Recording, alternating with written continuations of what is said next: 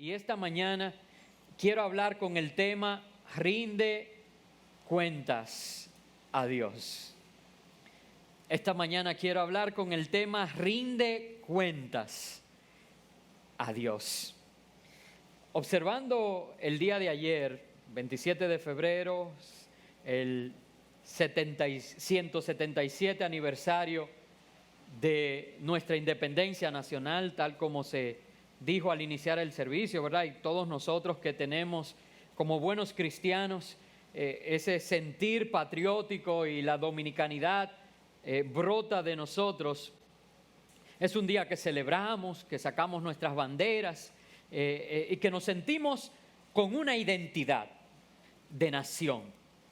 Pero una característica que tiene ese día en la República Dominicana es que cada año se reúne la Asamblea Nacional, es decir, ambas cámaras legislativas, y el Poder Ejecutivo va y presenta sus memorias allí. O sea, prácticamente todos los poderes del Estado convergen en la Asamblea Nacional y se presenta el estado de lo que se ha hecho o de lo que está por hacerse, ¿verdad? Y se rinden las memorias, se rinden cuentas a la nación. ¿Y por qué se hace esto? Y es porque cada persona que ha sido puesta en autoridad o que se le ha entregado una función está obligado a rendir cuentas de esa función o de esa responsabilidad que se le ha asignado. Y eso no se limita solamente al poder político. Eso pasa en todas las áreas en las cuales, si a usted se le asigna una responsabilidad, usted está obligado a rendir cuentas de la misma. Ya sea en la iglesia, por ejemplo, ustedes ven que cada año celebramos una asamblea donde se rinde cuentas de lo que hicieron cada ministerio, de lo que se hizo con el dinero. Sobre todo cuando a usted se le pone responsabilidad relacionada al aspecto financiero, se hace todavía una carga como más importante el usted rendir cuentas. Y de hecho, usted se maneja y actúa de manera diferente cuando tiene que rendir cuentas. Me explico. Si, por ejemplo, cualquiera de ustedes recibe 200 pesos como fruto de un trabajo que hizo, usted con esos 200 pesos puede hacer lo que quiera, sin rendir cuentas a nadie, porque usted recibió esos 200 pesos y usted dispone de ellos. Ahora, si alguien se asocia a usted y pone en su mano 200 pesos para realizar algo, usted inmediatamente está obligado a rendir cuentas de lo que hizo con esos 200 pesos. ¿Me siguen, verdad? Y por tanto, usted hace cosas que no haría de otra manera. Usted difícilmente, si compró un chicle ¿cuánto cuesta un chicle? yo no como chicle. ¿Como 5 pesos? Bueno, 5 pesos. Si usted compra un chicle en 5 pesos, difícilmente usted tome nota de eso. Ahora, si como parte de lo que usted estaba llamado a hacer con los 200 pesos, le correspondía comprar un chicle, porque se va a utilizar en una manualidad que van a hacer en conjunto, usted inmediatamente anota, chicle, 5 pesos. ¿Por qué estoy haciendo esta aclaración, esta introducción? Porque es necesario que veamos cómo nosotros cambiamos, tratamos de ajustarnos, somos cuidadosos, llevamos nota y seguimos al pie de la letra instrucciones porque no queremos ser señalados. Y ahora yo quiero que nos detengamos en este título que yo dije que iba a compartir hoy, porque todavía es mucho más significativo el cambio que debe haber en nosotros, el cuidado, el respeto, cuando nosotros pensamos en rendir cuentas a Dios de nuestra vida espiritual y de nuestra vida en sentido general. Entonces, conociendo esto, yo vuelvo y digo, voy a hablar hoy acerca de rendir cuentas a Dios. Y yo quisiera hacer una pregunta un tanto retórica hoy. ¿Cuántos de nosotros consideramos que estamos listos para rendir cuentas a Dios?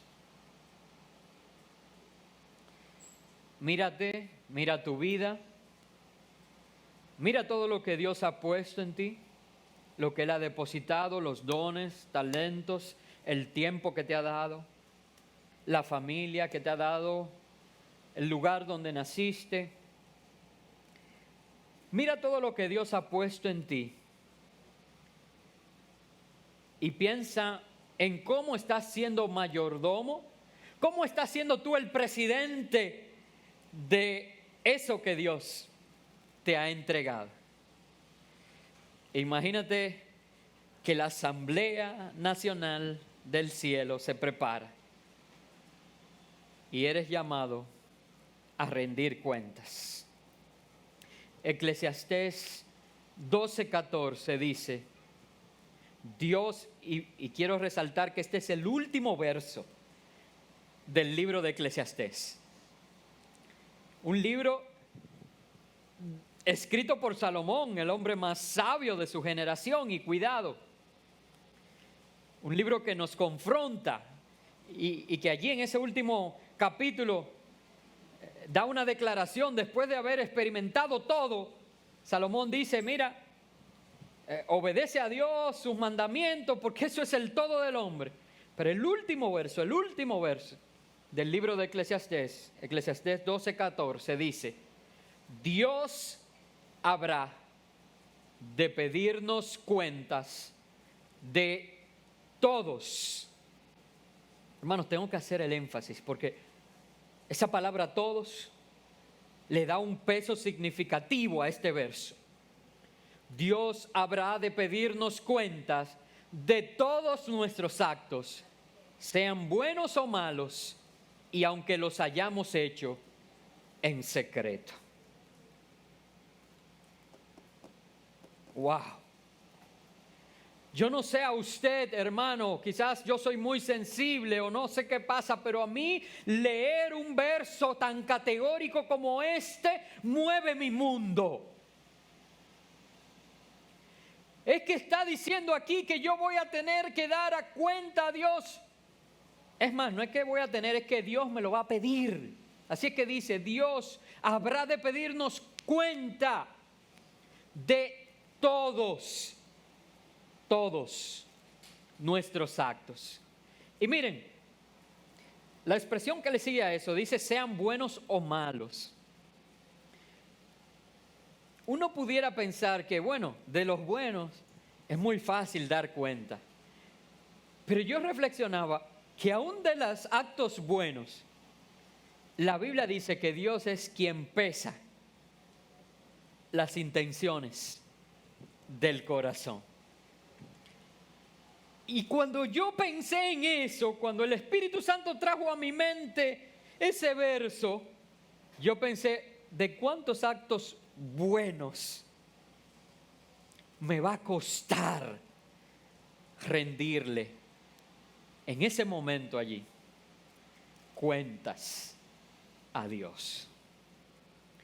Si eso me provoca temor y temblor, imagínense cuando lleguemos a la parte de todos mis actos malos. Y dice el predicador en Eclesiastés, aunque los hayamos hecho en secreto. Miren, hermanos, si alguno de los actos negativos, malos, podemos llamarle pecado, que alguno de ustedes hace en secreto, yo lo traigo aquí y lo expongo en público, no habría una cosa que provoque más vergüenza.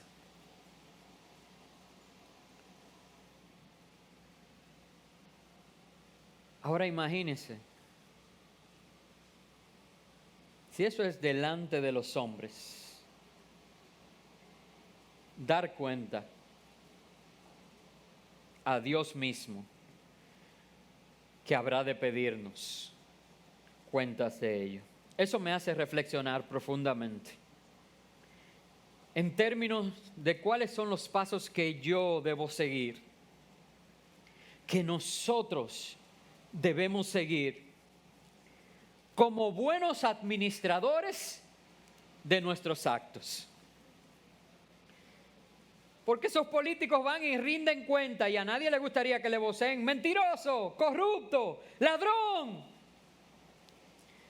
Pero imagínate que como administradores de los actos de nuestra vida, a cada uno de nosotros se nos vociferen los pecados y las fallas, aún lo hayamos hecho en secreto. Eso me hace reflexionar y debe hacernos reflexionar en base a cómo podemos vivir una vida que nos permita, bajo su gracia, ¿verdad? Porque es la única manera, poder dar y rendir cuentas a Dios cuando llegue el momento. Y yo quiero que leamos entonces en la carta a los Efesios, en el capítulo 5, algunos versos en los que el apóstol Pablo nos señala algunos puntos que son importantes prestar atención al vivir nuestra vida, al accionar, en el accionar diario nuestro, a fin de que podamos rendir a Dios cuentas. Carta de los Efesios, capítulo 5, versos del 8 al 12, establece lo siguiente: porque en otro tiempo erais tinieblas, mas ahora sois luz en el Señor. Andad como hijos de luz, porque el fruto del Espíritu es en toda bondad, justicia y verdad, comprobando lo que es agradable al Señor, y no participéis en las obras infructuosas de las tinieblas, sino más bien reprendedlas, porque vergonzoso es aún hablar de lo que ellos hacen en secreto. Y hay tres cosas que rápidamente yo quiero que en este texto que he leído le prestemos atención para que tengamos cuidado y guardemos nuestro accionar. Lo primero, y obviamente la introducción que hace antes del primer punto que hace el apóstol Pablo, es reconocer que nosotros ya no somos de los que estamos en tinieblas, que nosotros hemos venido a la luz. Gracias a aquel que nos llamó de las tinieblas a su luz admirable, ¿verdad?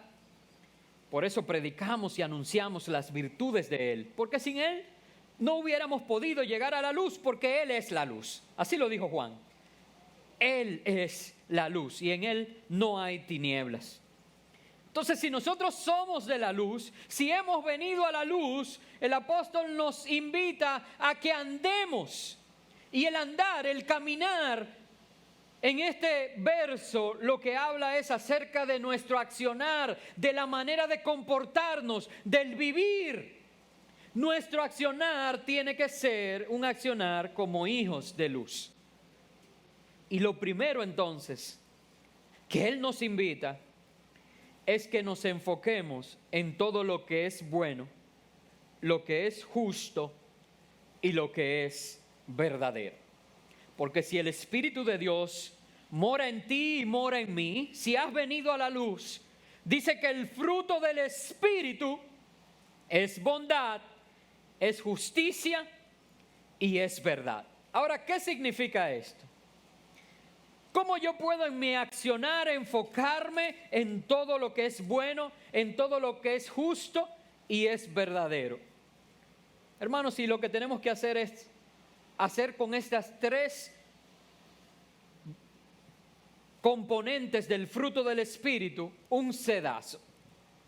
Un sedazo. Todos saben lo que es el sedazo, ¿verdad? Un colador, para utilizar una palabra más coloquial, donde nosotros exprimimos la naranja, no nos gusta que tenga la pulpa, La exprimimos ahí, pasamos en el colador, nos bebemos el zumo de naranja y no nos molestan la pulpa. Bueno, pues de igual manera, imagínense que todo su accionar, todo su vivir, su manera de comportarse sea pasado por estos sedazos.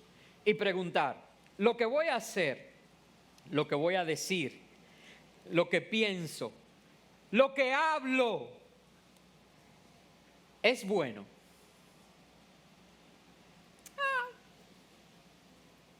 Sí. Bueno, no es bueno, no. Yo voy a acabar con fulanito. Bueno, pues lo borro porque voy a dar cuentas. Bueno, yo no sé si es bueno, yo no sé. Bueno, pues el segundo sedazo es justo. Hermanos, y la justicia tiene un componente de diferencia con la bondad. Porque en la bondad yo quiero hacerle un bien a quien yo quiero.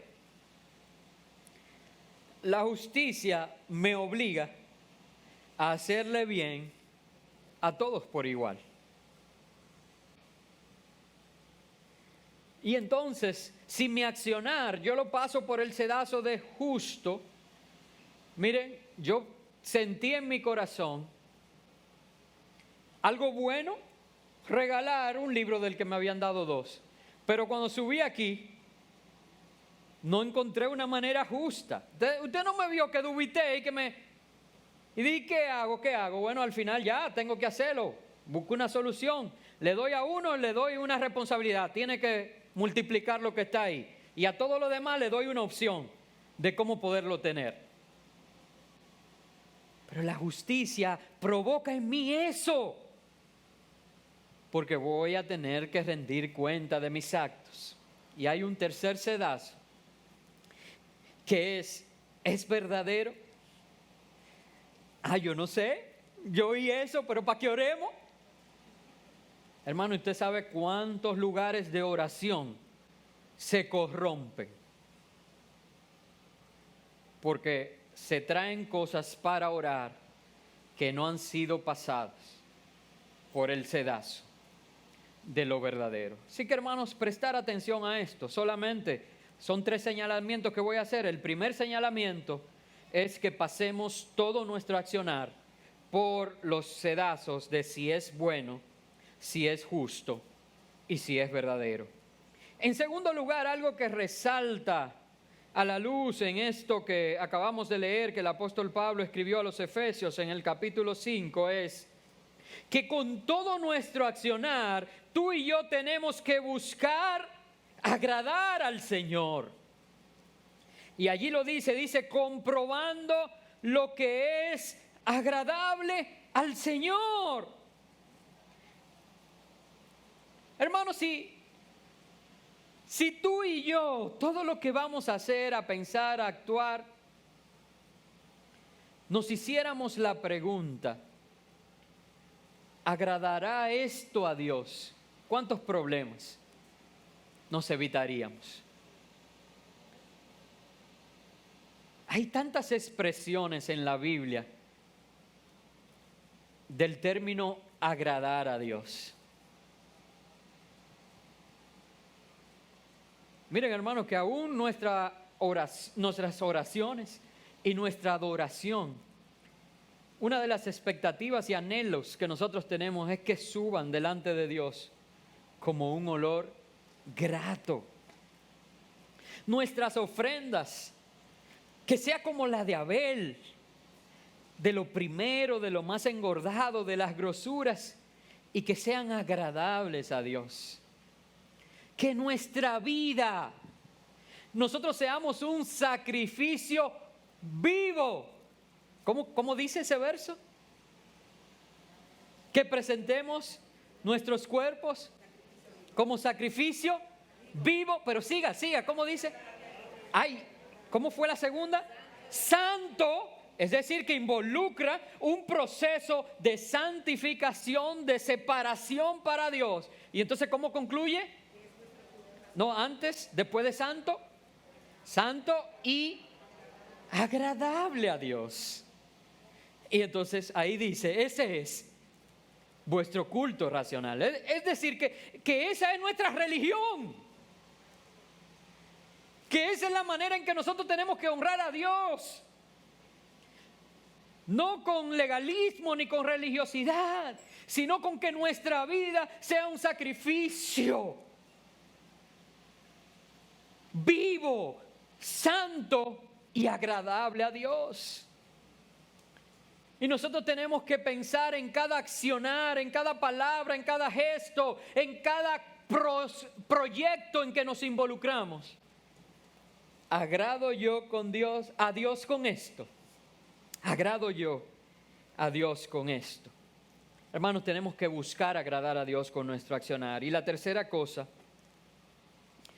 que resalta en este texto que leímos, que llama mi atención, y esta sí como que nos cuesta a veces, es que no solo nosotros debemos procurar no ser partícipes en nuestro accionar de aquellas cosas que no honran a Dios, sino que se nos ha dado la responsabilidad de reprender a aquellos que están involucrados en ese accionar. Y la verdad es que esta es la parte más difícil, pero mire cómo dice el verso 11, para que usted vea que yo no me estoy inventando, yo estoy viendo cosas que me salieron a la luz en este texto. Dice, y no participéis en las obras infructuosas de las tinieblas, sino más bien reprendedlas. Es una oración imperativa, nos está dando una instrucción, pero nosotros nos conformamos solamente con, yo no soy partícipe de eso. Yo no me voy a meter en eso,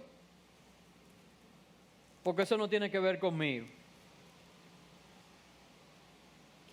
Pero, hermanos, si tú y yo queremos rendir cuentas a Dios, no solamente debemos evitar participar de aquellas cosas que no honran a Dios, sino que cuando tenemos oportunidad, tenemos la responsabilidad, la ordenanza de parte de Dios de reprenderla. Miren, y no es fácil. En la iglesia yo me he dado cuenta que la gente prefiere, al igual que el pastor, ve todas las cosas que no están bien, pero prefiere que quien llame la atención sea el pastor. Hermano, pero si tú conoces la palabra, si tú sabes que eso de verdad no honra a Dios, que no son cosas que a ti no te gustan, no, que tú sabes que bíblicamente no honra a Dios, entonces tú tienes la misma autoridad dada por la palabra de reprender al hermano. Claro, reprender como el que tiene amor. No, pero es más bonito que sea el pastor, para que el pastor sea el Shrek, el ogro de la película. Y de hecho, yo le decía a mi esposa que viendo un pastor activo versus un pastor quizás jubilado, es que el pastor jubilado ya está en la etapa en que quiere estar bien con todo el mundo. Y ya todo es amor, amor, amor, y te quiero, lindo, y esto. El pastor activo tiene que estar corrigiendo, porque tiene una responsabilidad. Entonces cada uno de nosotros también tiene esa responsabilidad. No solamente de no participar, sino de reprender a aquellas cosas que no honran a Dios. Ahora, leyendo eso, pude aprender, y espero que ustedes también, pero quiero dar como verdades centrales de este mensaje 3 recomendaciones que el apóstol Pablo escribe más adelante en este texto. Esto fue solamente como la introducción de las cosas a tener en cuenta si queremos vivir una vida de la cual podamos rendirle cuentas a Dios. Ahora hay 3 recomendaciones que el apóstol Pablo escribe en los versos 15 al 20 de ese mismo capítulo 5, que son la enseñanza central de esta mañana y que quiero compartirla con ustedes. Así que vamos a leer los versos 15 al 20 para pasar a detallar las mismas. Mirad pues con diligencia cómo andéis, no como necios, sino como sabios, aprovechando bien el tiempo, porque los días son malos. Por tanto, no seáis insensatos, sino entendidos de cuál sea la voluntad del Señor. No os embriaguéis con vino, en lo cual hay disolución. Antes bien, sed llenos del Espíritu. Sed llenos del Espíritu, hablando entre vosotros con salmos, con himnos y cánticos espirituales, cantando y alabando al Señor en vuestros corazones, dando siempre gracias por todo al Dios y Padre, en el nombre de nuestro Señor Jesucristo. Qué maravillosa es la palabra de Dios. Y en estos versos que hemos leído hay 3 recomendaciones que el apóstol Pablo nos da para vivir una vida centrada, sabiendo que vamos a rendir de ella cuentas a Dios. La primera recomendación es ser diligentes para aprovechar el tiempo. Número 1, ser diligentes para aprovechar el tiempo. Ahora, eso es un concepto como muy claro. Incluso una de las frases que las instituciones, como por ejemplo el Instituto Duartiano, que guardan la memoria de nuestros fundadores, y hay muchas frases hermosas de Juan Pablo Duarte que sirven de sustento a nuestra dominicanidad. Y una de esas frases es: aprovechemos el tiempo. Y cuando yo estudiaba historia, yo decía, esa frase de Duarte, porque es como tan común. Aprovechemos el tiempo.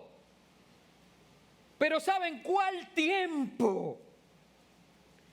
Si al hablar de tiempo aquí el apóstol Pablo lo que dice es que aprovechemos el tiempo porque los días son malos. Entonces lo que está diciendo Pablo es que aprovechemos el tiempo malo. No, hermano. ¿Quién quiere vivir en el tiempo malo? Pero hay un tiempo que, sin importar las circunstancias y hasta la venida del Señor, la Biblia habla que es hoy, que es una oportunidad y es una ocasión que debe ser aprovechada por todos aquellos que escuchan que hay tal posibilidad, y que la describe 2 Corintios 6:2. Y ustedes me han oído predicar de esto. Es que cada uno de nosotros tenemos que aprovechar el tiempo aceptable del Señor, el tiempo de salvación. Si me ponen 2 Corintios 6:2 en pantalla para que lo podamos leer. Dice: porque dice, en tiempo aceptable te he oído. Tú estás oyendo hoy esta palabra de Dios. Es decir, que hoy es tiempo aceptable para ti, no importa cuál sea la condición del mundo, no importa cuál sea la circunstancia que adorna tu venida, tu visita a esta casa. Hoy estás oyendo la palabra de Dios, de hablar y de vivir una vida para rendirle cuentas a Él. Hoy es un tiempo aceptable y en día de salvación te he socorrido. He aquí ahora el tiempo aceptable, he aquí ahora el día de salvación. Tú y yo debemos ser diligentes en aprovechar el tiempo para las cosas referentes a nuestra salvación. Y eso es referente a Jesucristo, porque nuestra salvación, no hay ningún otro camino al Padre. Nuestra salvación está en Jesucristo. Y tú y yo debemos vivir una vida diligente en aprovechar el tiempo con Él. Porque un día no habrá oportunidad, se habrá acabado el tiempo. Se habrá acabado el tiempo aceptable y no podrás entonces alcanzar la salvación. Segunda recomendación que hace el apóstol Pablo: procura conocer la voluntad de Dios.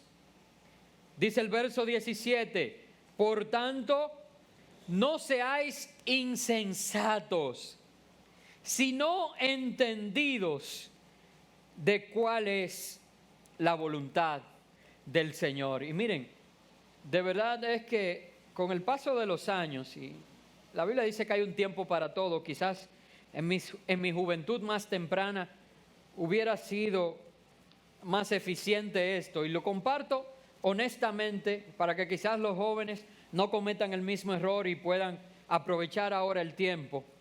Pero cuánto me hubiera gustado tener mayor dominio de las lenguas que son raíces, que son fundamentales en nuestra fe, como el hebreo, el griego, porque entender de dónde viene, por ejemplo, esta palabra insensata, es una palabra dura, o sea, es como alguien que vive su vida sin sentido. Es una persona, una palabra vulgar, como necia. Una palabra como fuera de todo cuidado, sin sentido por completo. Sin embargo, la palabra entendidos hace referencia al conocimiento. Por eso se decía que los hijos de Isaacar eran entendidos en los tiempos, pero no era en cronometrar, sino reconocer la manifestación de Dios en medio de su generación. Y dice la palabra de Dios que ellos sabían lo que el pueblo debía hacer. Imagínense, para dirigir, para liderar, eso es muy importante. Y la Biblia dice que nosotros no tenemos que andar vidas sin sentidos, sino que nuestra vida debe estar enfocada en adquirir el conocimiento de lo que Dios quiere para mí. Eso es poder entender cuál es la voluntad del Señor. Es yo saber de que yo no estoy en el mundo para que haya más gente. Es yo saber que yo no estoy en el mundo para levantarme, estudiar, trabajar, comer, dormir y volver. Levantarme, trabajar, comer, estudiar, dormir, levantarme, trabajar, comer, dormir. No. Es saber que hay un propósito de Dios para mi vida, que cuando le conozco entiendo ese sentido, ese propósito, y cada día es un motivo de yo levantarme para aprovechar la oportunidad, el tiempo y cumplir el propósito de Dios en mi vida. Romanos 12:2, quisiera que me lo pongan en pantalla, habla de esta voluntad que debemos conocer. Y nos dice, no os conforméis a este siglo. Y necesariamente cuando tú y yo busquemos la voluntad de Dios para nosotros, cosas van a chocar con lo que este siglo enseña. Ahora mismo, hermano, cada generación tiene su dificultad, pero nuestra manera de pensar entra en contradicción con la manera del mundo más que en los últimos 30 años. Porque en los últimos 30 años un pastor se podía parar aquí y con toda autoridad decir, el matrimonio fue una institución que Dios creó, formada por un hombre y una mujer. Hoy en día el pastor se tiene que parar con la misma autoridad y decir lo mismo, pero inmediatamente van a señalar y decir, mira, un lenguaje de odio. Porque un matrimonio puede ser cualquiera con cualquiera. Uno no se casó con una planta en un país de esos raros. Y hay que tolerarlo. La tolerancia. Bueno, no os conforméis a este siglo. A mí no me importa lo que diga este siglo y cómo yo sea visto. Porque yo he sido transformado por medio de la renovación de mi entendimiento. Para que yo pueda comprobar cuál es la buena voluntad de Dios, agradable y perfecta. Entonces, hermanos, no importa si vamos a chocar con lo que este mundo piensa, tú y yo hemos sido llamados a procurar la voluntad de Dios en nosotros, porque un día vamos a rendir cuentas. Por eso la recomendación del apóstol Pablo. También Primera de Pedro 2:15 habla algo de esto y dice, porque esta es la voluntad de Dios. Porque entonces, ¿y cuál es? Esta es la voluntad de Dios. Que haciendo bien, hagáis callar la ignorancia de los hombres insensatos. Así que una vez más, nuestro accionar, el hacer, tiene que ser hacer bien, lo bueno. Recuerdan que resaltamos hace un ratito. La palabra de Dios no se contradice. Segunda recomendación del apóstol Pablo para vivir una vida de la cual podamos rendir cuentas es procurar conocer la voluntad de Dios. Hermano, si eres diligente aprovechando el tiempo y si procuras conocer la voluntad de Dios, llevas la ventaja para poder rendir cuentas a Dios cuando te toque.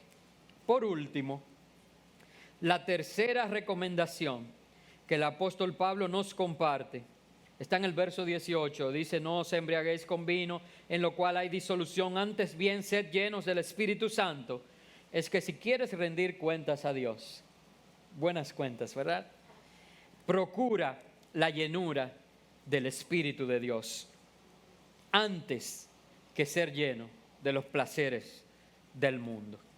En Hechos 2, que es una de las partes más significativas de la historia de la iglesia, fundamento de nuestra fe, la venida del Espíritu Santo sobre aquellos que esperaban en el aposento alto.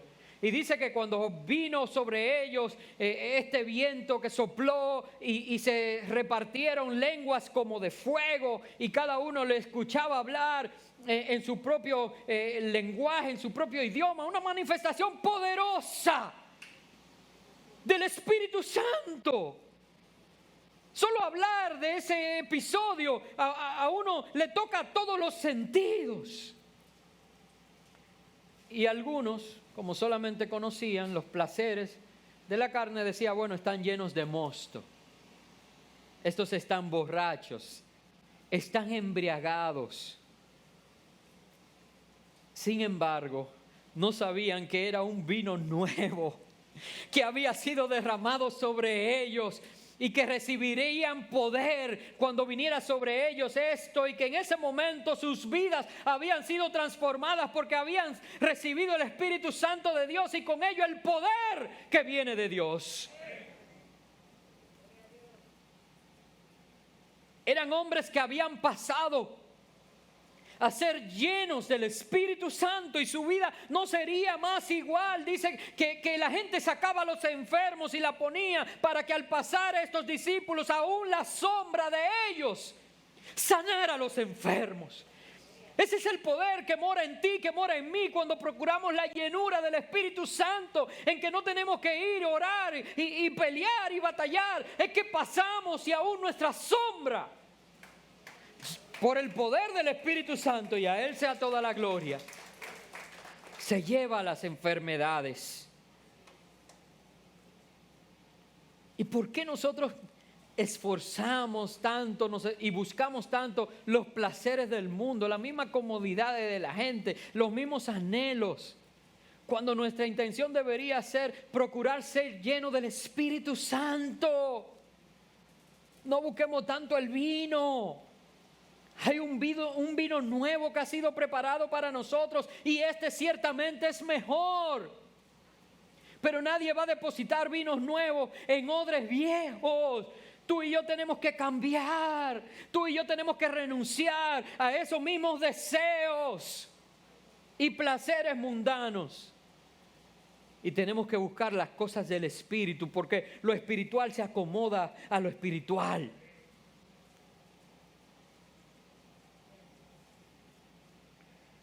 Para que con una manifestación maravillosa del Espíritu Santo en medio de nosotros pase lo que dice Joel 2.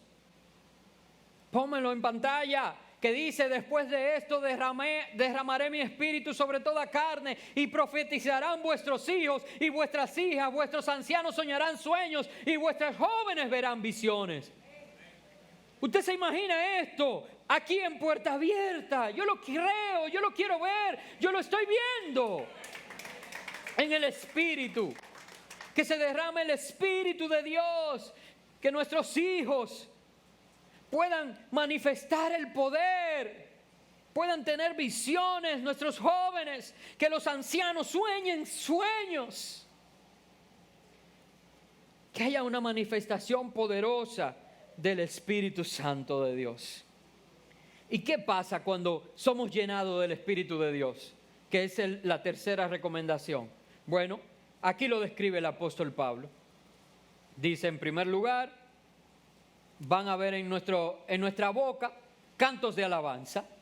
Dice, ustedes van a estar hablando entre vosotros de chismes, es lo que dice, ¿no? De murmuraciones, de crítica. Lo que van a hablar cada vez que se juntan es todos los señalamientos negativos. Eso es lo que dice. Las quejas. No. Dice, van a hablar entre ustedes cuando están llenos del Espíritu Santo. Así que si tú estás hablando otra cosa, revísate. Van a hablar entre ustedes. O sea, lo que van a hablar entre ustedes.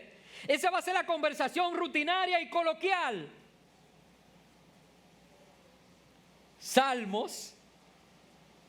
Alzaré mis ojos a los montes. ¿De dónde vendrá mi socorro?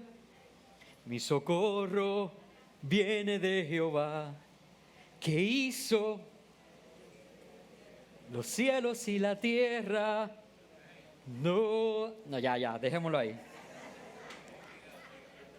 Con salmos, con himnos y cánticos espirituales, cantando y alabando al Señor. Hermano, pero un espíritu quejoso no está cantando nunca.